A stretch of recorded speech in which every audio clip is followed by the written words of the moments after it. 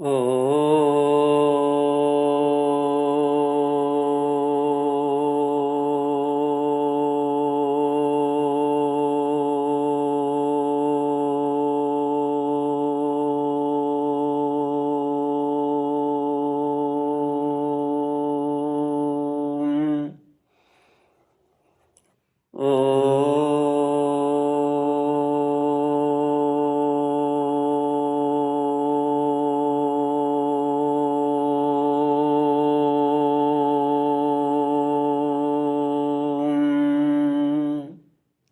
श्री गुरुचरण कमलेभ्यो नमः। श्री गणेशाय नमः। श्री सरस्वत्यै नमः। श्री विष्णवे नमः। श्री कृष्ण गोविंद हरे मुरारी, हे नाथ नारायण वासुदेव। श्री कृष्ण गोविंद हरे मुरारी, हे नाथ नारायण वासुदेव। ओम नमो भगवते वासुदेवाय। ओम नमो भगवते वासुदेवाय।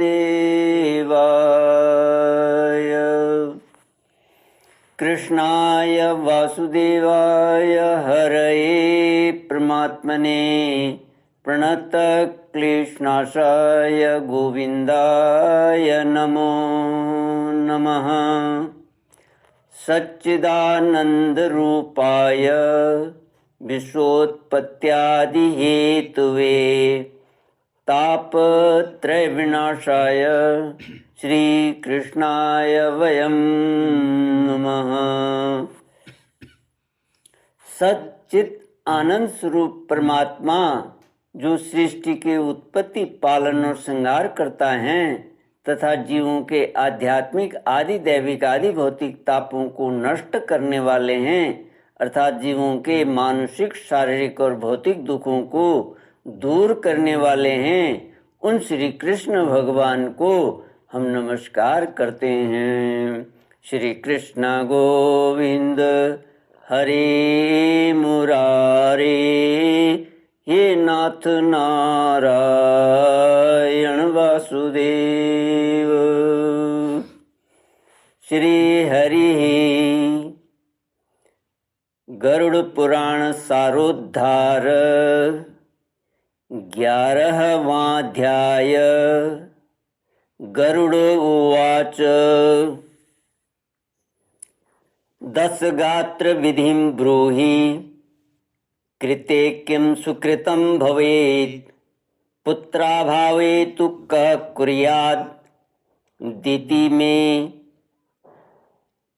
वद केशव, इति मे वद केशव।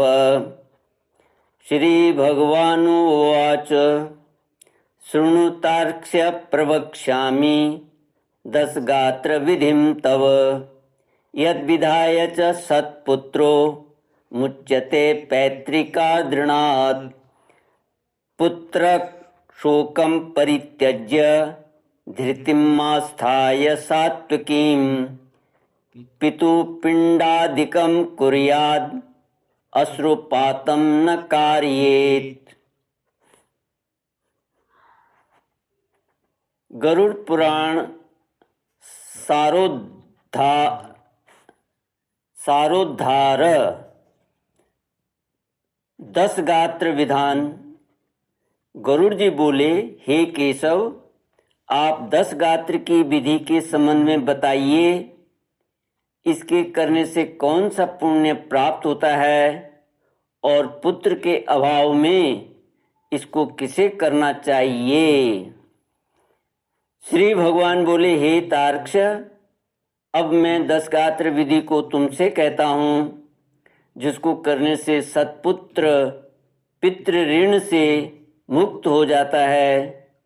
पुत्र पिता के मरने पर शोक का परित्याग करके धैर्य धारण कर सात्विक भाव से समन्वित होकर पिता का पिंडदान आदि कर्म करे, उसे अश्रुपात नहीं करना चाहिए, क्योंकि बांधवों के द्वारा किए गए अश्रुपात और श्लेष्मपात को विवश होकर पिता रूपी प्रेत पान करता है।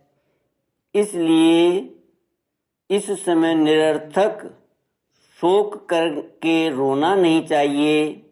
यदि मनुष्य हजारों वर्ष रात दिन शोक करता रहे तो भी मृत प्राणी कहीं भी दिखाई नहीं पड़ सकता। जिसकी उत्पत्ति हुई है उसकी मृत्यु निश्चित है, और जिसकी मृत्यु हुई है उसका जन्म भी निश्चित है। इसलिए बुद्धिमान को इस अवश्यंभावी जन्म मृत्यु के विषय में शोक नहीं करना चाहिए। ऐसा कोई दैवी अथवा मानवीय उपाय नहीं है जिसके द्वारा मृत्यु को प्राप्त हुआ व्यक्ति पुनः यहाँ वापस आ सके। अवश्यंभावी भावों का प्रतिकार यदि संभव होता तो नल, राम और युधिष्ठिर महाराज आदि दुख न प्राप्त करते। इस जगत में सदा के लिए किसी का किसी भी व्यक्ति के साथ रहना संभव नहीं है। जब अपने शरीर के साथ भी जीवात्मा का सार्वकालिक संबंध संभव नहीं है तो फिर अन्य जनों के आत्यंतिक सहवास की तो बात ही क्या है। जिस प्रकार कोई पथिक छाया का आश्रय लेकर विश्राम करता है और विश्राम करके पुनः चला जाता है, उसी प्रकार प्राणी का संसार में परस्पर मिलन होता है। पुनः प्रारब्ध कर्मों को भोग कर वह अपने गंतव्य को चला जाता है। प्रातः काल जो भोज्य पदार्थ बनाया जाता है वह सायंकाल नष्ट हो जाता है। ऐसे नष्ट होने वाले अन्न के रस से पुष्ट होने वाले शरीर की नित्यता की कथा ही क्या। पितृमरण से होने वाले दुख के लिए यह पूर्वोक्त विचार औसत स्वरूप है। अतः इसका सम्यक चिंतन करके अज्ञान से होने वाले शोक का परित्याग कर पुत्र को अपने पिता की क्रिया करनी चाहिए। पुत्र के अभाव में पत्नी को और पत्नी के अभाव में सहोदर भाई को तथा सहोदर भाई के अभाव में ब्राह्मण की क्रिया उसके शिष्य को अथवा किसी सपिंडी व्यक्ति को करनी चाहिए। हे गरुड़, पुत्रहीन व्यक्ति के मरने पर उसके बड़े अथवा छोटे भाई के पुत्रों या पौत्रों के द्वारा 10 गात्र आदि कार्य कराने चाहिए। एक पिता से उत्पन्न होने वाले भाइयों में यदि एक भी पुत्रवान हो तो उसी पुत्र से सभी भाई पुत्रवान हो जाते हैं, ऐसा मनु ने कहा है। यदि एक पुरुष की बहुत सी पत्नियों में कोई एक पुत्रवती हो जाए तो उस एक ही पुत्र से वे सभी पुत्रवती हो जाती हैं। सभी भाई पुत्रहीन हों तो उसका मित्र पिंडदान करे, अथवा सभी के अभाव में पुरोहित को ही क्रिया करनी चाहिए। क्रिया का लोप नहीं करना चाहिए। यदि कोई स्त्री अथवा पुरुष अपने इष्ट मित्र की और्ध्वदैहिक क्रिया करता है तो अनाथ प्रेत का संस्कार करने से उसे कोटि यज्ञ का फल प्राप्त होता है। हे खग, पिता का 10 गात्र आदि कर्म पुत्र को करना चाहिए, किंतु यदि ज्येष्ठ पुत्र की मृत्यु हो जाए तो अति स्नेह होने पर भी पिता उसकी 10 गात्रादि क्रिया न करे। बहुत से पुत्रों के रहने पर भी 10 गात्र सपिंडन तथा अन्य 16 श्राद्ध एक ही पुत्र को करना चाहिए। पैतृक संपत्ति का बंटवारा हो जाने पर भी 10 गात्र सपिंडन और 16 श्राद्ध एक को ही करना चाहिए, किंतु सांवत्सरिक आदि श्राद्धों को विभक्त पुत्र पृथक पृथक करें। इसलिए ज्येष्ठ पुत्र को एक समय भोजन, भूमि पर शयन तथा ब्रह्मचर्य धारण करके पवित्र होकर भक्ति भाव से 10 गात्र और श्राद्ध विधान करने चाहिए। पृथ्वी की 7 बार परिक्रमा करने से जो फल प्राप्त होता है वही फल पिता माता की क्रिया करके पुत्र प्राप्त करता है। 10 गात्र से लेकर वार्षिक श्राद्ध पर्यंत पिता की श्राद्ध क्रिया करने वाला पुत्र गया श्राद्ध का फल प्राप्त करता है। कूप, तालाब, बगीचा, तीर्थ अथवा देवालय के प्रांगण में जाकर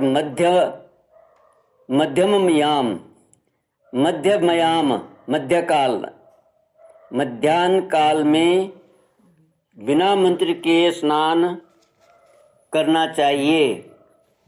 पवित्र होकर वृक्ष के मूल में दक्षिणाभिमुख होकर वेदी बनाकर उसे गोबर से लीपे। उस वेदी में पत्ते पर कुश से बने हुए दर्भमय ब्राह्मण को स्थापित करके पाद्यादि से उसका पूजन करे और अतसी पुष्प संकाशम इत्यादि मंत्रों से उसे प्रणाम करे। इसके पश्चात उसके आगे पिंड प्रदान करने के लिए कुश का आसन रखकर उसके ऊपर नाम गोत्र का उच्चारण करते हुए पके हुए चावल अथवा जौ की पीठी आटे से बने हुए पिंड को प्रदान करना चाहिए। उशीर, खस, चंदन और भृंगराज भंगरैया का पुष्प निवेदित करे। धूप, दीप, नैवेद्य, मुखवास, तांबूल, पान तथा दक्षिणा समर्पित करे। तदनंतर काकान्न दूध और जल से परिपूर्ण पात्र तथा वृद्धिमान क्रम से दी जाने वाली जलांजलि प्रदान करते हुए यह कहे कि अमुक नाम के प्रेत के लिए मेरे द्वारा प्रदत्त यह पिंडादि सामग्री प्राप्त हो। अन्न, वस्त्र, जल, द्रव्य अथवा अन्य जो भी वस्तु प्रेत शब्द का उच्चारण करके मृत प्राणी को दी जाती है उससे उसे अनंत फल प्राप्त होता है, अक्षय तृप्ति प्राप्त होती है। इसलिए प्रथम दिन से लेकर सपंडीकरण के पूर्व स्त्री और पुरुष दोनों के लिए प्रेत शब्द का उच्चारण करना चाहिए। पहले दिन विधि पूर्वक जिस अन्न का पिंड दिया जाता है उसी अन्न से विधि पूर्वक 9 दिन तक पिंड दान करना चाहिए। 9वें दिन सभी सब पिंडी जनों को मृत प्राणी के स्वर्ग की कामना से तैलाभ्यंग करना चाहिए और घर के बाहर स्नान करके दूब एवं लावा लेकर स्त्रियों को आगे करके मृत प्राणी के घर जाकर उससे कहे कि दूर्वा के समान आपके कुल की वृद्धि हो तथा लावा के समान आपका कुल विकसित हो। ऐसा कह करके दूर्वा समन्वित लावा को उसके घर में चारों ओर बिखेर दे। हे खगेश्वर, 10वें दिन मांस से पिंडदान करना चाहिए, किंतु कलयुग में मांस से पिंडदान शास्त्रतः निषिद्ध होने के कारण मांस उड़द से पिंडदान करना चाहिए। 10वें दिन क्षौर कर्म और बंधु बांधवों को मुंडन कराना चाहिए। क्रिया करने वाले पुत्र को भी पुनः मुंडन करना चाहिए।